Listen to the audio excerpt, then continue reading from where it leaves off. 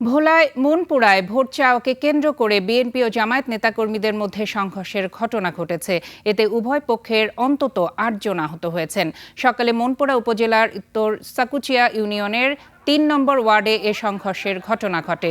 নির্বাচনী প্রচারণার সময় উভয় পক্ষ একই এলাকায় উপস্থিত হলে উত্তেজনা সৃষ্টি হয়, যা এক পর্যায়ে সংঘর্ষে রূপ নেয়। মনপুরা থানার অফিসার ইনচার্জ শেখ ফরিদ উদ্দিন জানান, ঘটনাস্থলে পুলিশ পাঠানো হয়েছে। লিখিত অভিযোগ পেলে আইনগত ব্যবস্থা নেওয়া হবে।